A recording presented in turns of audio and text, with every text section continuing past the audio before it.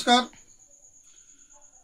পিতৃপক্ষের অবসান ঘটিয়ে দেবীপক্ষের সূচনায় বাঙালি যখন তার সর্বশ্রেষ্ঠ উৎসবে দুর্গাপুজোয় ভিতরে আমরা প্রবেশ করছি, আনন্দ উৎসব শুরু করেছি।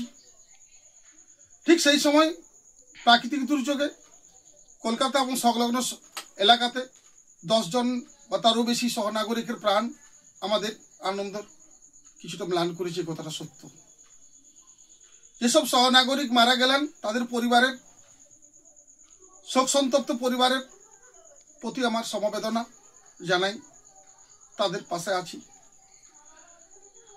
আমরা ঠিক বাঙালির এই আনন্দ মুহূর্তে প্রাকৃতিক যে শক্তি, বৃষ্টির অতিবৃষ্টিতে যারা মারা গেলেন বিদ্যুৎপৃষ্ট হয়ে বা বিভিন্ন চাপা পড়ে বিভিন্নভাবে, আজ আমরা একে অপরকে দোষারোপ করছি।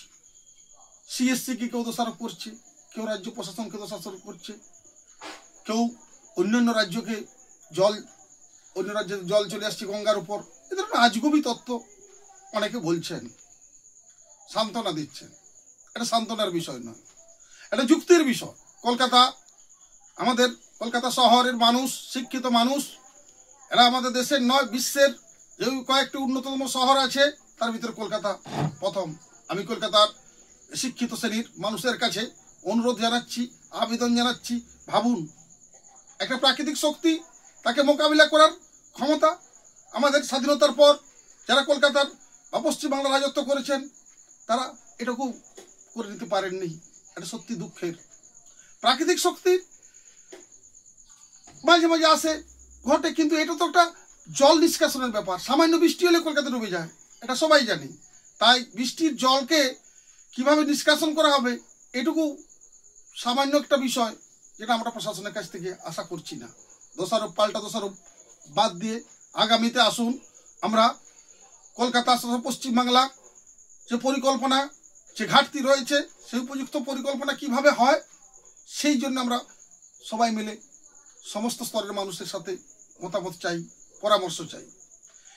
পশ্চিমবাংলা আপনারা দেখেছেন যে একে দোষারোপের পালা আমরা বামফ্রন্ট আমলে দেখেছি, বর্তমানেও দেখছি।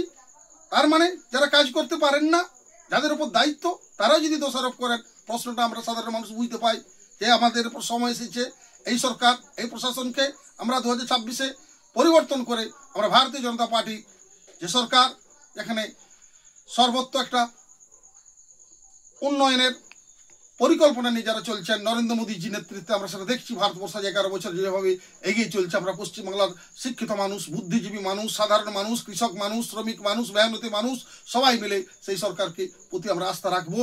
নতুন পশ্চিমবাংলা তৈরি হবে। তাই আবার পুনরায় শারদীয় আনন্দে কিছুটা ম্লান হলেও, শোক সন্তপ্ত পরিবারের পাশে থাকলেও আমরা এই শোককে আগামী দিনে কিভাবে শক্তিতে পরিণত করা হবে সেই পরিকল্পনা আগামী 2026-এর নির্বাচন নিশ্চিত রূপে নেব। আমি সকলকে আমার তরফ থেকে, ব্যক্তিগত তরফ থেকে, এখানে ভারতীয় জনতা পার্টির সদস্য হয়ে আবার অনুরোধ করছি, এই পরিবর্তন যদি আগামীতে 2026-এর যে পরিবর্তন পশ্চিমবাংলা আমরা নিশ্চিত করার জন্য আপনি পুনরায় অনুরোধ করছি। নমস্কার।